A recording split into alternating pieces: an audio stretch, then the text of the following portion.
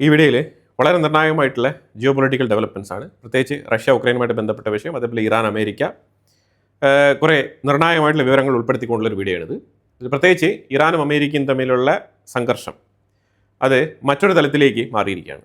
Trump പറഞ്ഞിരിക്കുന്നത്, എന്നെ വധിക്കാൻ നിങ്ങൾ പദ്ധതി ഒരുക്കുന്നെങ്കിൽ ഞാൻ ഓൾറെഡി ഒരു 1000 മിസൈലുകൾ നിങ്ങൾക്കെതിരെ മാത്രം അയക്കാൻ വേണ്ടിയിട്ട് റെഡിയാക്കി വെച്ചിരിക്കുകയാണ്. കണ്ടിന്യൂസ് ആയിട്ട് വന്നുകൊണ്ടിരിക്കും എന്നാണ് പറഞ്ഞുകൊണ്ടിരിക്കുന്നത് ട്രംപ്. അപ്പോൾ അതുകൊണ്ട് അമേരിക്കയ്ക്കെതിരെയുള്ള വേലകളൊക്കെ വേണ്ട, അതൊക്കെ നിങ്ങളുടെ കയ്യിൽ വെച്ചിരുന്നാൽ മതി എന്നാണ് ട്രംപ് പറഞ്ഞിരിക്കുന്നത്. ഇനി അതൊരു സൈഡിൽ നിൽക്കട്ടെ. ഈ സ്റ്റേറ്റ്മെൻറ്റ് ട്രംപ് പറയാനുള്ള കാരണം എന്താണ്, നമ്മൾ അതിലേക്ക് വരാം. ഫ്യൂണറൽ സെറമണി കാര്യങ്ങളൊക്കെ കഴിഞ്ഞതിന് ശേഷം അലി ഖമനേയിയുടെ മകൻ, ഏറ്റവും ഇളയ മകൻ, യങ്ങസ്റ്റ് പുള്ളിക്കാരൻ ഒരു സ്റ്റേറ്റ്മെൻറ്റ് പറയുകയാണ്. എന്തുകൊണ്ട് മുജ്താബ പറയുന്നില്ല എന്ന് നിങ്ങൾ ചോദിക്കരുത്. മുജ്താബ ജീവിച്ചിരിക്കുന്നു എന്നുള്ളൊരു ഉറപ്പ് ഇതുവരെ കിട്ടിയിട്ടില്ല. പലരും മുജ്താബ ജീവിച്ചിരിപ്പില്ല എന്ന് പറയുന്നുണ്ട്. അപ്പോൾ ഈ സാഹചര്യത്തിൽ സയ്യദ് അലി ഖമനേയി വളരെ സെൻറ്റിമെൻ്റൽ ആയിട്ടുള്ള സ്റ്റേറ്റ്മെൻറ്റാണ് പുള്ളിക്കാരൻ പറഞ്ഞു വെച്ചത്. പ്രത്യേകിച്ച് അലി ഖമനേയിയുടെ ഈ വറിയൽ സെറമണിക്ക് ശേഷമാണ് പുള്ളിക്കാരൻ ഈ സ്റ്റേറ്റ്മെൻറ്റ് പറയുന്നത്. അത് അത്രമാത്രം ഇമ്പാക്റ്റ് ഉണ്ടാക്കാൻ വേണ്ടിയിട്ടാണ്, അതായത് പബ്ലിക്കിൻ്റെ ഇടയിൽ ഇമ്പാക്റ്റ് ഉണ്ടാക്കണം. അതായത് അലി ഖമനേയിയുടെ കുടുംബക്കാർ ഓരോരുത്തരായിട്ട് ഇപ്പം പുറത്ത് സ്റ്റേറ്റ്മെൻറ്റുകൾ പറയാൻ തുടങ്ങി. കാരണം എന്താണ്, ഈ പൊളിറ്റീഷ്യൻസ് എന്ന് വിളിക്കപ്പെടുന്ന സോ കോൾഡ് ലിബറൽ IRGCയുടെ ആൾക്കാർ, മസൂദ് പെസസ്കിയാൻ, ഗാലിബാഫ്, ഇത്തരത്തിലുള്ള ആൾക്കാർ എടുക്കുന്ന നിലപാടുകളോട് താല്പര്യമില്ലാതെ ഇവർ തന്നെ തുറന്നു പറയുകയാണ് വന്നിട്ട്. അതായത് അമേരിക്ക ഇപ്പോഴല്ല നമ്മുടെ ശത്രു, അമേരിക്ക പരമ്പരാഗതമായിട്ട് നമ്മളുടെ ശത്രുവാണ്, പാരമ്പര്യ ശത്രുവാണ്. ഇസ്രായേലും അതേപോലെ. ആ സാഹചര്യത്തിൽ ഇപ്പോൾ ഒരു ആക്രമണം നടത്തി നമ്മൾ അമേരിക്കയുമായിട്ട് നെഗോഷിയേറ്റ് ചെയ്ത് ഒരു പെർമനന്റ് ഡീലിലേക്ക് പോകേണ്ട ആവശ്യമില്ല. അവരുമായിട്ട് ഡീൽ ചെയ്ത് നെഗോഷിയേറ്റ് ചെയ്തുള്ള വരുമാനം നമുക്ക് വേണ്ട. അത് പൂർണ്ണമായിട്ടും ഒഴിവാക്കപ്പെടേണ്ടതാണ്. അത് നമ്മളുടെ വിശ്വാസത്തിനെതിരാണ്. അതുകൊണ്ട് അത്തരത്തിലുള്ള ശത്രുക്കളുമായിട്ടുള്ള നെഗോസിയേഷൻ നമുക്ക് ആവശ്യമില്ല എന്നുള്ളതാണ് അവരുടെ നിലപാട്. അത് തുറന്ന് പറഞ്ഞു കഴിഞ്ഞു. ഇപ്പോൾ ഉടനെ ഗാലിബാഫ് പറയുന്നുണ്ട്, അതായത് ഞങ്ങളുടെ ഇറാൻ്റെ പ്രയോറിറ്റി ഇറാൻ്റെ ഡിഫൻസ് ഉറപ്പുവരുത്തുക എന്നുള്ളതാണ്. അതുകൊണ്ട് തന്നെ ഞങ്ങളെ ആയുധം ഉൽപ്പാദിപ്പിക്കരുതെന്ന് പറയാനുള്ള അവകാശം ആർക്കും തന്നെ ഇല്ല എന്നുള്ള രീതിയിൽ തീർത്ത് പറയുകയാണ്. അത് ഇതേ ഗാലിബാഫാണ് സ്വിറ്റ്സർലാൻഡിൽ ചെന്ന് ഒപ്പിട്ടിട്ട് വന്നത്. ഇപ്പം ഈ ഗാലിബാഫ് പറയുന്നത് നേരെ മറിച്ചാണ്. അതായത് ഇറാൻ്റെ ഉള്ളിലുള്ള അന്തരീക്ഷം ശരിയല്ല. IRGC ഇറാനെ taken back to the control, അവരുടെ കയ്യിൽ നിന്നും ഈ കൺട്രോൾ കൈവിട്ടു പോകാതിരിക്കാൻ വേണ്ടിയിട്ടുള്ള ശ്രമങ്ങൾ നടത്തുന്നുണ്ട്. അതാണ് യാഥാർത്ഥ്യം. സോ സയ്യദ് അലി ഖമനേയി പറഞ്ഞിരിക്കുന്നത്, സ്റ്റോപ്പ് ഓൾ ദ നെഗോസിയേഷൻസ്. അപ്പോൾ അതുകൊണ്ട് ഇനി നെഗോസിയേഷൻ ഇല്ല. ഇപ്പോൾ അമേരിക്കയ്ക്ക് ഒരു തീരുമാനമായല്ലോ. ഇപ്പോൾ ഇസ്രായേൽ പറഞ്ഞത് വളരെ കറക്റ്റ് ആയിട്ടുള്ള കാര്യമായിട്ട് വരികയാണ്. ഇസ്രായേലിനെ അവോയ്ഡ് ചെയ്തുകൊണ്ട് ട്രംപ് നടത്തുന്ന ഈ ഒരു നാടകം, ആ നാടകത്തിലേക്ക് ഈ നെഗോസിയേഷൻ നാടകം നടത്താൻ വേണ്ടിയിട്ട് കുറേയധികം ഈ ഗാലിബാഫും അബ്ബാസ് അരക്ചിയും ഇത്തരത്തിലുള്ള ആൾക്കാരൊക്കെ ശ്രമിച്ചിട്ടുണ്ടായിരുന്നു, മസൂദ് പെസസ്കിയാനൊക്കെ. പക്ഷേ ഇപ്പോൾ അതിനെല്ലാം കാറ്റിൽ പറത്തിക്കൊണ്ടുള്ള സ്റ്റേറ്റ്മെൻറ്റുകളാണ് മാറി മാറി ഇറാൻ്റെ സൈഡിൽ നിന്നും അമേരിക്കയുടെ സൈഡിൽ നിന്നും വന്നുകൊണ്ടിരിക്കുന്നത്. ട്രംപ് ഉദ്ദേശിച്ചതുപോലെ കാര്യങ്ങൾ നീങ്ങുന്നില്ല മുന്നോട്ട്. അതായത് ആക്രമണം, നെഗോസിയേഷൻ, ആക്രമണം, നെഗോസിയേഷൻ, അത്തരത്തിൽ പോകാൻ പറ്റില്ല എന്നുള്ളതാണ് ഇപ്പം ഇറാൻ കൊടുക്കുന്ന മെസ്സേജ്. പല ചെറിയ മാധ്യമങ്ങളും ഇറാൻ അമേരിക്കയുടെ കാല് പിടിച്ചതായിട്ടൊക്കെ അമേരിക്കയെ പ്രോത്സാഹിപ്പിച്ച് വാർത്തകൾ പറയുന്നുണ്ട്. അതിൽ വിയോജിപ്പൊന്നുമില്ല. പക്ഷേ ഇറാൻ അങ്ങനെ പോയി കാല് പിടിക്കുന്നില്ല. ഇറാൻ ശരിക്കും ട്രംപിൻ്റെ ഒരു ചെറിയ സ്റ്റേറ്റ്മെൻറ്റ് കിട്ടിയാലും അതിനെ മോക്ക് ചെയ്ത് കീറി മുറിച്ച് അതിനെ കളിയാക്കി കൊന്നു കൊലവിളിക്കുന്ന ഏർപ്പാടാണ് ഇറാൻ ചെയ്തുകൊണ്ടിരിക്കുന്നത്. അത്തരത്തിൽ യുദ്ധം നടന്നുകൊണ്ടിരിക്കുന്ന സമയത്തായിക്കോട്ടെ, നെഗോസിയേഷൻ നടന്നുകൊണ്ടിരിക്കുന്ന സമയത്തായിക്കോട്ടെ, ഇതാ ഇപ്പോഴായിക്കോട്ടെ, ട്രംപിനെ മോക്ക് ചെയ്യുക എന്നുള്ളത് അവരുടെ പ്രധാന ഹോബിയാണ്. അത് അവർ നടത്തിക്കൊണ്ടിരിക്കുകയാണ്, വളരെ വിജയകരമായിട്ട് തന്നെ നടത്തുന്നുണ്ട്. ഇറാൻ്റെ ഫോറിൻ മിനിസ്ട്രിയുടെ സ്പോക്സ് പേഴ്സൺ ഇസ്മായിൽ ബാഗേരി, പുള്ളിക്കാരൻ ഇന്നലെ പറഞ്ഞിരിക്കുന്നത്, ന്യൂക്ലിയർ എൻറിച്ച്മെൻറ്റ് അത് ഇറാൻ്റെ അവകാശമാണ്. ഇനി ഒറ്റൊരുത്തനും IAEA എന്നൊക്കെ പറഞ്ഞുകൊണ്ട് ഇറാൻ്റെ ഉള്ളിൽ കയറിപ്പോരുത്, ഇങ്ങനെ തന്നെ പറഞ്ഞിട്ടുണ്ട്. ഞങ്ങൾ എൻറിച്ച്മെൻറ്റ് നടത്തും, നടത്താതിരിക്കും. ഞങ്ങളുടെ ഫെസിലിറ്റീസിൻ്റെ മേളിൽ, ഞങ്ങളുടെ യുറേനിയം എൻറിച്ച്മെൻറ്റ് ഫെസിലിറ്റികളുടെ മേളിൽ ഒരുത്തനും കൈവയ്ക്കരുത്, ഇനി ആക്രമണം നടത്തരുതെന്നാണ് പറഞ്ഞിരിക്കുന്നത്. നടത്തിക്കഴിഞ്ഞാൽ ശക്തമായ രീതിയിൽ തിരിച്ചടിക്കും എന്നാണ് പറഞ്ഞിരിക്കുന്നത്. അതേപോലെ ഇന്നലെ UAEക്കെതിരെ ശക്തമായിട്ടുള്ള സ്റ്റേറ്റ്മെൻറ്റ് ഇറാൻ്റെ സൈഡിൽ നിന്നും പറയുന്നുണ്ട്. അതായത് ഇറാൻ്റെ ഉള്ളിൽ ആക്രമണം നടത്തിയതിൽ ഇസ്രായേലിനെ ഇത്തവണ ഇറാൻ സംശയിക്കുന്നില്ല, മറിച്ച് UAEയെയും അതേപോലെ കുവൈറ്റിനെയും ബഹ്റൈനെയൊക്കെ സംശയിക്കുന്നുണ്ട്.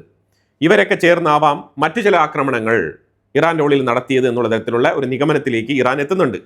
അതിനെ തുടർന്ന് അവർ അതുമായിട്ട് ബന്ധപ്പെട്ട അന്വേഷണത്തിലാണെന്നും അത് കണ്ടെത്തുന്ന പക്ഷത്തിൽ ആ ബന്ധപ്പെട്ട രാജ്യങ്ങൾക്കെതിരെ ശക്തമായിട്ട് ആക്രമണം നടത്തും. അത് UAE ആണെങ്കിലും നടത്തും, കുവൈറ്റ് ആണെങ്കിലും നടത്തും, ബഹ്റൈൻ ആണെങ്കിലും നടത്തും എന്നാണ് ഇറാൻ പറഞ്ഞിരിക്കുന്നത്. ഇനി അമേരിക്കയുടെ ആക്രമണത്തിൽ ഇറാൻ്റെ ഉള്ളിൽ കൊല്ലപ്പെട്ടവരുടെ എണ്ണം 17ആയി ഉയർന്നിട്ടുണ്ട്. 115 പേര് ഗുരുതരമായി പരിക്കേറ്റിട്ടുണ്ട്. മരണങ്ങളൊന്നും അവർക്ക് വലിയ കാര്യമല്ല. ആര് കൊല്ലപ്പെട്ടാലും എത്ര പേര് കൊല്ലപ്പെട്ടാലും ഇറാനെ ബാധിക്കുന്ന വിഷയമേ അല്ല അത്. കാരണം മരണം അവരെ സംബന്ധിച്ചിടത്തോളം ഒരു എറ്റർണൽ ലൈഫ് കൊടുക്കുന്ന സംഗതിയായിട്ടാണ് അവർ കണക്കാക്കുന്നത്. സോ എത്ര പേര് മരിച്ചാലും it's okay, take it easy. ഞങ്ങൾക്ക് വേറെ ആൾക്കാരുണ്ട്, അടുത്ത മെമ്പേഴ്സ് ഉണ്ട്, അടുത്ത ലീഡേഴ്സ് ഉണ്ട്, ഞങ്ങളുടെ സംഘടന മുന്നോട്ട് കൊണ്ടുപോകുക എന്നുള്ളതാണ് ഞങ്ങളുടെ പ്രധാനപ്പെട്ട ലക്ഷ്യം. ജിഹാദ് മുന്നോട്ട് നയിക്കുക, അതിലുപരിയായിട്ട് വേറെ ഒരു ലക്ഷ്യങ്ങളും ഞങ്ങൾക്കില്ല എന്നുള്ളതാണ് അവരുടെ മെസ്സേജ്. വളരെ ക്ലിയറാണ്. കാരണം അത്തരത്തിലുള്ള സ്റ്റേറ്റ്മെൻറ്റുകളാണ് അവരുടെ സൈഡിൽ നിന്ന് വരുന്നത്. അമേരിക്ക പറഞ്ഞിരിക്കുന്നത് ഈ സ്റ്റേറ്റ്മെൻ്റ് ആണ്, അതായത് 1000 അല്ല അതിലധികം മിസൈലുകൾ നിങ്ങൾക്കെതിരെ ഞങ്ങൾ എയിം ചെയ്ത് വെച്ചിട്ടുണ്ട്. ഇനി ചർച്ചയാണ് നിങ്ങൾ ഉദ്ദേശിക്കുന്നുണ്ടെങ്കിൽ സ്ട്രൈറ്റ് ഓഫ് ഹോർമോസ് വളരെ ഫ്രീ ആയിട്ട് ഓപ്പൺ ആക്കി വെച്ചിട്ട് അതിലേക്ക് ഒരു തരത്തിലുള്ള ഇൻ്റർഫിയറൻസും ഞങ്ങൾ ചെയ്യില്ല എന്നുള്ള തീരുമാനമെടുത്തുകൊണ്ട് നിങ്ങൾ വരൂ, ചർച്ചയാവാം എന്നാണ് പറഞ്ഞിരിക്കുന്നത്. അപ്പോൾ ഇറാൻ ഇതിന് മറുപടി പറഞ്ഞിട്ടുണ്ട്. ഇറാൻ പറഞ്ഞിരിക്കുന്ന മറുപടി, ആർക്കാണ് ഇവിടെ ചർച്ച വേണ്ടത്? ഞങ്ങൾക്ക് ചർച്ചയുടെ ആവശ്യമൊന്നുമില്ല. ആരാണ് ഇവിടെ ആദ്യം സീസ് ഫയർ വേണമെന്ന് ചോദിച്ചുകൊണ്ട് ഞങ്ങളുടെ അടുത്ത് വന്നത്, ഞങ്ങളെ അപ്രോച്ച് ചെയ്തത് എന്നുള്ളത് ഈ ലോകമറിഞ്ഞ സത്യമാണ്. ഇനി ഞങ്ങൾക്ക് അതിൽ ഒരു ക്ലാരിഫിക്കേഷൻ തരേണ്ടതില്ല. അതുപോലെ ഞങ്ങൾക്ക് ഈ സീസ് ഫയറിൻ്റെ ആവശ്യമില്ല എന്നുള്ളതാണ് ഇപ്പോൾ ഇറാൻ്റെ നിലപാട്. ട്രംപിനെ ഇറാൻ വധിക്കാൻ ശ്രമിക്കുന്നു എന്നുള്ളത് മൊസാദ് കൊടുത്ത ഇൻഫർമേഷനാണ്. CIA ആ വിഷയത്തിൽ കൺവിൻസ്ഡുമാണ്. മീൻസ് ട്രംപിനെ ഇറാൻ വധിക്കാൻ ശ്രമിക്കുന്നു എന്നുള്ള ആ ഒരു സ്റ്റേറ്റ്മെൻറ്റ്, ഇസ്രായേൽ പറയുന്ന ആ ഒരു ഇസ്രായേൽ കൊടുക്കുന്ന ആ ഒരു മെസ്സേജ്, അത് ശരിയായ മെസ്സേജ് ആണെന്നാണ് CIA കൂടി കണ്ടെത്തൽ. ബട്ട് ട്രംപിന് ഈ മെസ്സേജ് കിട്ടിയതോടുകൂടി ട്രംപ് വളരെ അഗ്രസീവായിട്ട് തന്നെ ഇറാനെതിരെ പെരുമാറുന്നുണ്ട്. ഒരുപക്ഷേ സാറ്റർഡേ സൺഡേ, ഒരുപക്ഷേ ഞായറാഴ്ച രാത്രി വീണ്ടും ആക്രമണത്തിന് സാധ്യതയുണ്ട്. കാരണം തിങ്കളാഴ്ച എണ്ണയുടെ വില ഒന്ന് ഉയർത്താൻ അത് സഹായിക്കും. അതുപോലെ ഇറാൻ്റെ ഉള്ളിൽ ഇന്നലെ ഒരു പെട്രോ കെമിക്കൽ പ്ലാന്റ് കത്തി നശിച്ചിട്ടുണ്ട്. മാസീവായിട്ടുള്ളൊരു പൊട്ടിത്തെറിയാണ്. ഇതെങ്ങനെ സംഭവിച്ചു എന്നുള്ളതിനെക്കുറിച്ച് ഒരു വിവരവും പുറത്തു വന്നിട്ടില്ല. ഒരുപക്ഷേ രഹസ്യമായിട്ട് ഇറാൻ്റെ ഉള്ളിൽ മറ്റു പല പ്ലാന്റുകളും പൊട്ടിത്തെറിച്ചതുപോലെയുള്ള പൊട്ടിത്തെറിയാണോ, മൊസാദിൻ്റെ പണി വല്ലതുമാണോ, ഏതെങ്കിലും തരത്തിലുള്ള ടെക്നിക്കൽ ഡിഫക്ട്സ് കൊണ്ടുള്ള പൊട്ടിത്തെറിയാണോ എന്നുള്ളതൊന്നും ഇറാൻ പുറത്ത് പറഞ്ഞിട്ടില്ല. പക്ഷേ ഇത്ര വലിയൊരു കെമിക്കൽ പ്ലാന്റ് പൊട്ടിത്തെറിക്കുക എന്ന് പറഞ്ഞാൽ അത് അത്ര നിസ്സാരത്തിലുള്ള കാര്യമല്ല.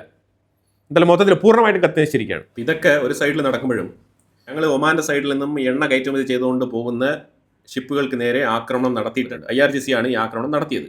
ശരിക്കും MV GFS ഗാലക്സി സൈപ്രസ് ഫ്ലാഗുമായിട്ട് പോയ കണ്ടെയ്നർ ഷിപ്പിന് നേരെയാണ് ഇന്നലെ വൈകുന്നേരം IRGC ആക്രമണം നടത്തിയത്. അതിനെ തുടർന്ന് അമേരിക്ക 140 ടാർഗറ്റുകളാണ് ലക്ഷ്യമാക്കി ആക്രമണം നടത്തിയത്. അപ്പം ട്രംപ് 1000 മിസൈലുകളൊക്കെ റെഡിയാക്കി വെച്ചിരിക്കുന്നു എന്ന് പറയുന്നെങ്കിലും 140, 100, 80 ഇങ്ങനെയാണ് ആക്രമണങ്ങൾ നടത്തുന്നത്. IRGCക്ക് ശക്തമായ രീതിയിൽ അവർക്ക് റിറ്റാലിയേറ്റ് ചെയ്യാൻ പറ്റാത്ത രീതിയിലുള്ള ആക്രമണങ്ങൾ നടത്തണം എന്നുണ്ടെങ്കിൽ അത് ഇച്ചിരി ബുദ്ധിമുട്ടുള്ള കാര്യമാണ്. കാരണം അവരുടെ മിസൈൽ സങ്കേതങ്ങൾ, അതായത് അവരുടെ മിസൈൽ ശേഖരങ്ങളെല്ലാം തന്നെ അണ്ടർഗ്രൗണ്ടിലാണ്. ഇതുമായിട്ട് ബന്ധപ്പെട്ട് ഇസ്രായേൽ പലതവണ മൗണ്ടൻ്റെ ഉള്ളിൽ എങ്ങനെയാണ് ഈ മിസൈലുകൾ ശേഖരിച്ച് വെച്ചിരിക്കുന്നത് എന്നതിനെക്കുറിച്ച് വളരെ വിശദമായിട്ടുള്ള ഡീകോഡ് ചെയ്തുകൊണ്ടുള്ള വീഡിയോകളൊക്കെ തന്നെ മൊസാദ് പബ്ലിഷ് ചെയ്തിട്ടുള്ളതാണ്. കണ്ടിന്യൂവേഷൻ ഓഫ് അറ്റാക്ക്, അതായത് തുടർച്ചയായിട്ടുള്ള ആക്രമണങ്ങൾ, ഗ്യാപ്പില്ലാത്ത അറ്റാക്ക് നടത്തിയാൽ മാത്രമേ ഇറാനിന് ഒരു തിരിച്ചടിയാവുള്ളൂ. അല്ലാതെ ഇങ്ങനെ ഗ്യാപ്പ് വിട്ടുള്ള ആക്രമണങ്ങൾ നടത്തുന്നത് കൊണ്ട് തന്നെ ഇത് വല്ലാത്ത രീതിയിൽ മിഡിൽ ഈസ്റ്റ് രാജ്യങ്ങളെയാണ് അഫക്റ്റ് ചെയ്യുന്നത്. അത് ഒരു യാഥാർത്ഥ്യമാണ്.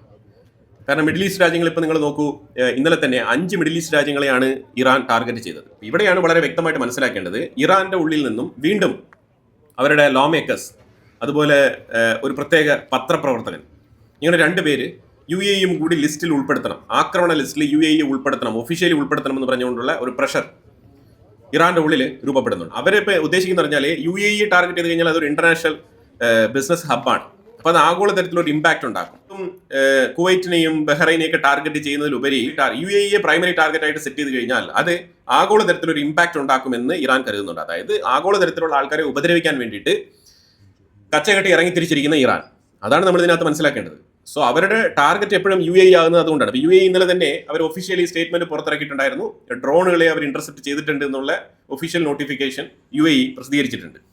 ഇപ്പോൾ അവർ പറഞ്ഞുകൊണ്ടിരിക്കുന്നത് ഇറാനിയൻ ലോ മേക്കേഴ്സ്, അതായത് ഇറാന്റെ പാർലമെന്റ് എംപിമാർ പറയുന്നത് white house will no longer be safe. ട്രംപിന്റെ കീഴിൽ വൈറ്റ് ഹൗസ് സേഫ് അല്ല എന്നുള്ള ഒരു ഭീഷണിയാണ്, ഒരു ഓപ്പൺ ആയിട്ടുള്ള ഒരു ഭീഷണിയാണ് മുഴക്കുന്നത്. ഇപ്പോൾ ഇറാന്റെ ഉള്ളിൽ അമേരിക്ക നടത്തിയ ആക്രമണത്തിൽ ഒരു നേവൽ ഉദ്യോഗസ്ഥൻ കൊല്ലപ്പെട്ടിട്ടുണ്ട് സ്ട്രൈറ്റ് ഓഫ് ഹോർമോസിൽ. ഹമീദ് റൈസ ദേഗാൻ എന്ന് പറഞ്ഞ വ്യക്തിയാണ് കൊല്ലപ്പെട്ടത്.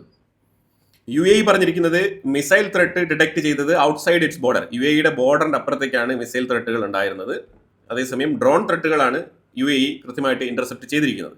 അപ്പോൾ അതുകൊണ്ട് അവർ പറഞ്ഞിരിക്കുന്നത് situations remains stable, the national emergency management system is at the highest level of readiness എന്നാണ് UAE പറഞ്ഞിരിക്കുന്നത്. There are currently no indications of concern. The situation remains stable and monitored. അതുപോലെ national monitoring system operate around the clock at full readiness and efficiency. അതുപോലെ precautionary alerts are issued proactively even when the likelihood of impact is low. അതായത് കുറഞ്ഞ തരത്തിലുള്ള ഭീഷണിയാണ്, അതായത് വളരെ കുറഞ്ഞ ലെവലിലുള്ള ഭീഷണിയാണ് ഇറാൻ ഉയർത്തുന്നതെങ്കിലും UAE വളരെ പ്രൊആക്റ്റീവായിട്ട് തന്നെ അതിനെ തടയാൻ ശ്രമിക്കുന്നു, അത് തുടർന്നും ശ്രമിക്കുമെന്നാണ് പറഞ്ഞിരിക്കുന്നത്. കുവൈറ്റ് പറഞ്ഞിരിക്കുന്നത് condemns Iran attack says sovereignty violated, അവരുടെ സോവറിനിറ്റിയെ വയലേറ്റ് ചെയ്തുകൊണ്ടുള്ള ആക്രമണങ്ങളാണ് ഇറാൻ നടത്തുന്നത് എന്നാണ് കുവൈറ്റ് പറയുന്നത്. Egypt condemns Iranian attack on Persian Gulf state.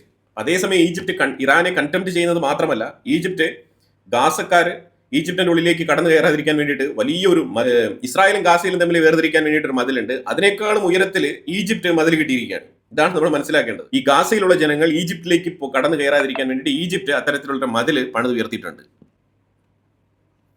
അതിലുപരി ഈജിപ്റ്റ് ഇസ്രായേലുമായിട്ട് ബൈലേറ്ററൽ ടോക്ക് നടത്തിയിട്ടുണ്ട്. അവരുടെ വ്യാപാര ബന്ധം പുനഃസ്ഥാപിക്കാനും എക്കണോമിക് ടൈസ് മെച്ചപ്പെടുത്താനും കൂടുതൽ ഉന്നത തലത്തിലേക്ക് അവരുടെ റിലേഷൻഷിപ്പ് മെച്ചപ്പെടുത്താൻ വേണ്ടിയിട്ട് ഇസ്രായേലുമായിട്ട് ബൈലേറ്ററൽ ടോക്ക് നടത്തിയിരിക്കുകയാണ് ഈജിപ്റ്റ്.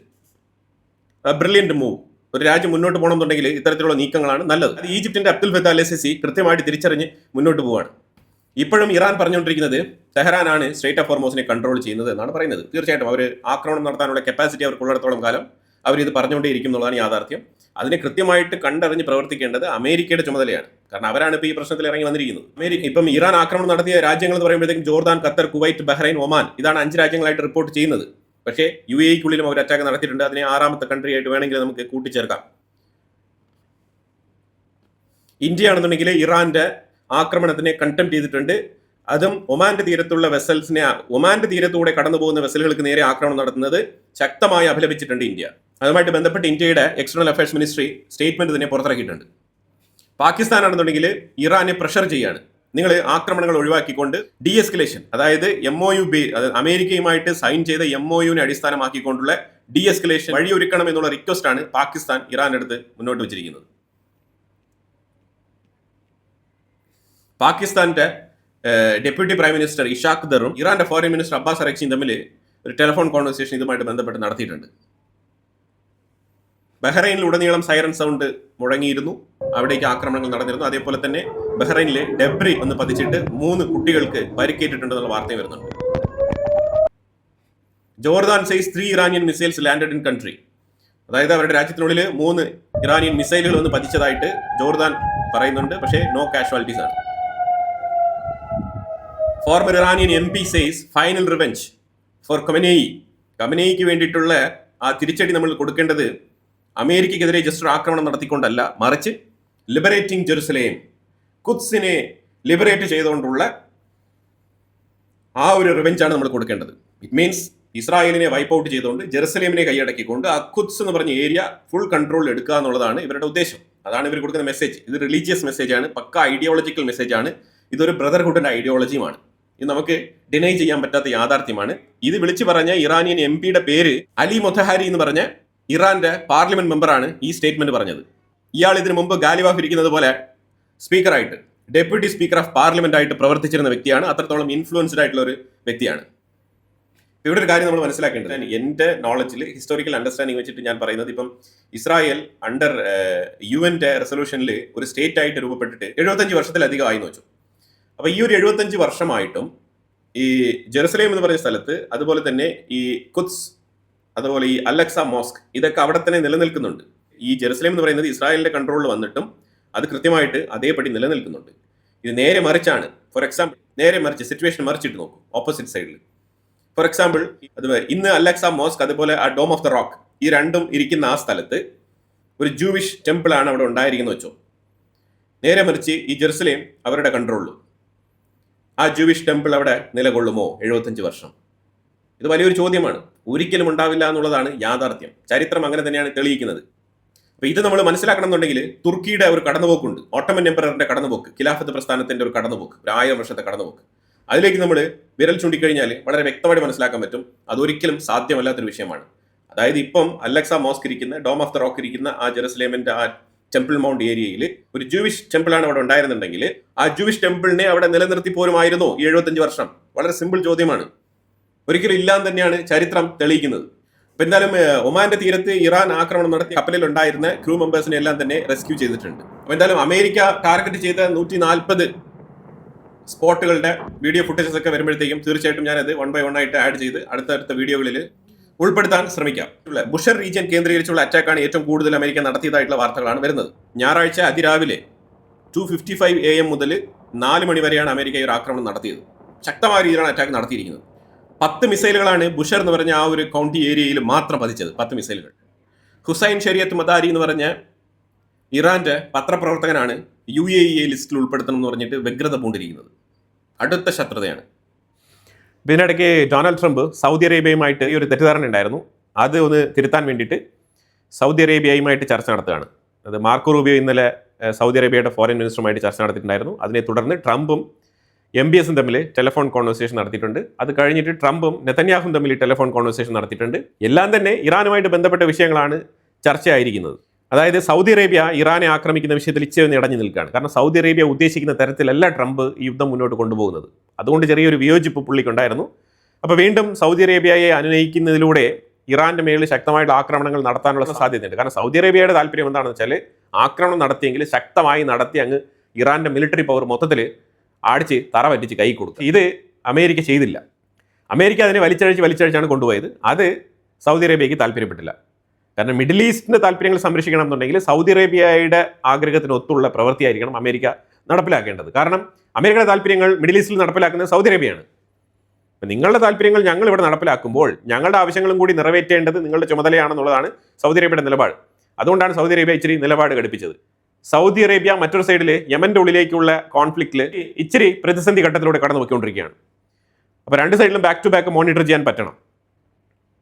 അപ്പോൾ ഇപ്പോൾ ഹൂത്തികളുടെ സൈഡിൽ നിന്നും സൗദി അറേബ്യക്കെതിരെ ശക്തമായിട്ടുള്ള ആക്രമണങ്ങൾ വരുന്നത് കൊണ്ട് തന്നെ സൗദി അറേബ്യ മീൻസ് നേരിട്ട് സൗദി അറേബ്യയ്ക്കുള്ളിലല്ല, സൗദി അറേബ്യ പിന്തുണയ്ക്കുന്ന യമൻ സൗദി ബാക്ക്ഡ് ഗ്രൂപ്പുകൾക്കെതിരെ ഇറാൻ ബാക്ക്ഡ് ഹൂത്തി ഗ്രൂപ്പുകൾ ആക്രമണം നടത്തുന്നുണ്ട്. അപ്പോൾ അത് ശരിക്കും പറഞ്ഞാൽ ഈ ഒരു അവസരത്തിൽ അമേരിക്കയെ കൂട്ടുപിടിച്ചുകൊണ്ട് വീണ്ടും ഇറാനെതിരെ ശക്തമായിട്ടുള്ള ആക്രമണത്തിന് സൗദി അറേബ്യയ്ക്ക് താല്പര്യമുണ്ട്. അപ്പോൾ എന്തായാലും ചർച്ചകൾ നടക്കുന്നുണ്ട്. രണ്ട് രാജ്യങ്ങളിൽ താല്പര്യങ്ങൾ, ഇപ്പോൾ ഇസ്രായേലിൻ്റെയും സൗദി അറേബ്യയുടെയും അമേരിക്കയുടെയും ആഗ്രഹങ്ങൾ ഒരേപോലെ ആയി വരുന്നുണ്ട്. ആ ഒരു ഫോർമുല ശരിയായ റൂട്ടിൽ കൃത്യമായി രൂപപ്പെട്ട് വരുന്നുണ്ട്. ഇറാൻ കുറച്ച് കെയർഫുൾ ആയിട്ട് കളിക്കുന്നതായിരിക്കും നല്ലത്. ഇല്ലാന്നുണ്ടെങ്കിൽ നല്ല രീതിയിലുള്ള അടി കിട്ടും, ഉറപ്പാണ്. ഇനി അമേരിക്ക അഥവാ ആക്രമണം നടത്തുന്നില്ല എന്ന് പറഞ്ഞിട്ട് മാറി നിൽക്കുകയാണെന്നുണ്ടെങ്കിൽ ഇറാൻ ഇസ്രായേലിന് മേൽ ആക്രമണം നടത്തി പ്രൊവോക്കേറ്റ് ചെയ്ത് ഇസ്രായേലിനെ ഈ യുദ്ധത്തിലേക്ക് വലിച്ചഴക്കാനുള്ള സാധ്യതയുണ്ട്. ഇറാൻ ഇസ്രായേൽ ഫുൾ ഫ്ലെഡ്ജ്ഡ് വാറായിട്ട് മാറാനുള്ള സാധ്യതയുണ്ട്. കാരണം അത് ഇസ്രായേലിനും ഇറാനും വളരെ അനിവാര്യമാണ്. ഈ രണ്ട് രാജ്യങ്ങളും ആ ഒരു മൈൻഡ് സെറ്റിലാണ് ഉള്ളത്. ഇസ്രായേൽ ആണെന്നുണ്ടെങ്കിൽ അവരുടെ ഡിഫൻസ് സിസ്റ്റം ശക്തിപ്പെടുത്തിക്കൊണ്ടിരിക്കുകയാണ്. ഇപ്പോൾ റഷ്യ ഉക്രൈനുമായിട്ട് ബന്ധപ്പെട്ട വിഷയത്തിലേക്ക് നമ്മൾ വന്നു കഴിഞ്ഞാൽ അവിടെ ഈ പാട്രിയോട്ട് സിസ്റ്റം, അതിൻ്റെ എയർ ഡിഫൻസ് മിസൈൽ ഇൻ്റർസെപ്റ്റേഴ്സ് അത് ഉൽപ്പാദിപ്പിക്കാൻ വേണ്ടിയിട്ടുള്ള പെർമിഷൻ അമേരിക്ക ഉക്രൈന് നൽകിയിരിക്കുകയാണ്.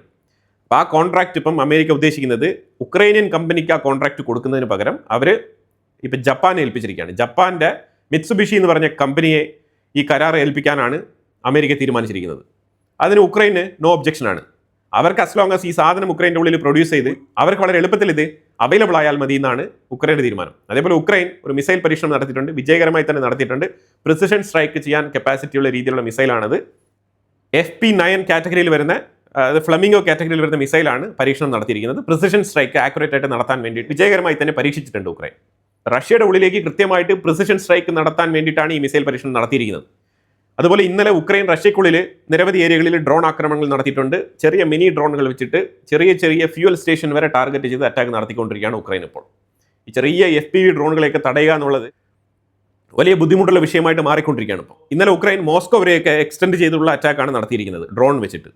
റഷ്യ അങ്ങനെ മാരകമായിട്ടുള്ള ഒരു ആക്രമണമാണ് ഉക്രൈൻ്റെ ഉള്ളിലേക്ക് നടത്തിയത്. പെരിയസ്ലേവ് എന്ന് പറഞ്ഞ ഒരു ഏരിയയിലാണ് അറ്റാക്ക് നടത്തിയത്. കീവിൽ ഉക്രൈനിലാണ്. ഉക്രൈൻ്റെ വലിയൊരു എണ്ണപ്പാടം, 2000 സ്ക്വയർ മീറ്റർ വിസ്തീർണത്തിലുള്ള ഒരു എണ്ണപ്പാടമാണ് കത്തി നശിച്ചത്.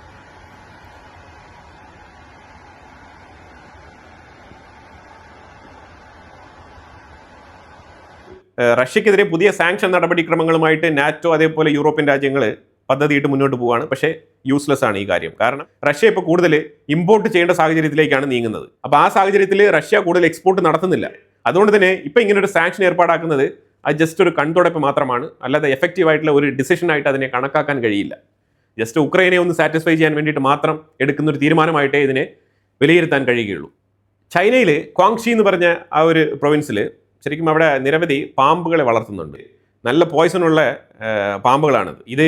ഇത് സ്നേക്ക് ഫാമാണ് ഇവിടെ ഏറ്റവും കൂടുതൽ പ്രവർത്തിക്കുന്നത്. അപ്പോൾ ചൈനയിൽ ഇപ്പം കഴിഞ്ഞൊരാഴ്ചയായിട്ട് നല്ല രീതിയിൽ മഴ പെയ്യുന്നുണ്ട്, പല സ്ഥലങ്ങളിലും ദുരന്തങ്ങൾ സംഭവിച്ചിട്ടുണ്ട്, നിരവധി പേരുടെ ജീവൻ നഷ്ടപ്പെട്ടിട്ടുണ്ട്. അത്തരത്തിൽ വലിയ രീതിയിലുള്ള ഫ്ലഡാണ് അവിടെ സംഭവിച്ചുകൊണ്ടിരിക്കുന്നത്. അപ്പോൾ ആ സാഹചര്യത്തിൽ ഈ ക്വാങ്ഷി എന്ന് പറഞ്ഞ ഈ ഒരു ഡിസ്ട്രിക്റ്റിൽ ഈ സ്നേക്ക് ഫാംസ് മൊത്തത്തിൽ വെള്ളത്തിനടിയിലായി.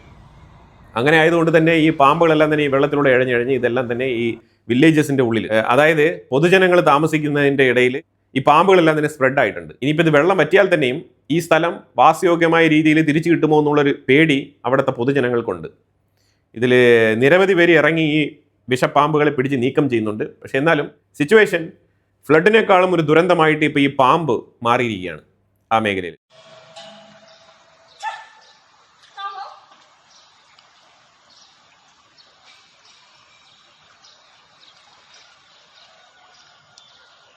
你在哪呢？我啊。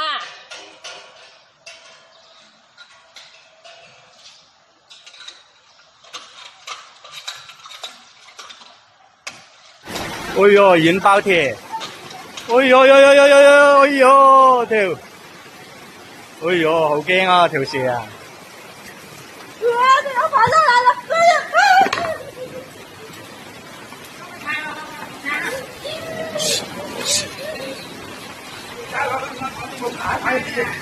搭嘅咯，但係個，你冇呢睇啦。മനുഷ്യന്മാർക്ക് ആഹാരം കഴിക്കാൻ പല സാധനങ്ങളുണ്ട്. ചൈനയെ സംബന്ധിച്ചിടത്തോളം അവർ എന്തിനേയും തിന്നും എന്നുള്ളൊരു ഏർപ്പാടാണുള്ളത്. അപ്പോൾ എന്തായാലും ഇതിനെക്കുറിച്ചുള്ള അഭിപ്രായങ്ങൾ കമന്റ് ബോക്സിൽ രേഖപ്പെടുത്തുക. കൂടുതൽ വാർത്തകളുമായിട്ട് അടുത്ത വീഡിയോയിൽ വരാം. Thank you so much.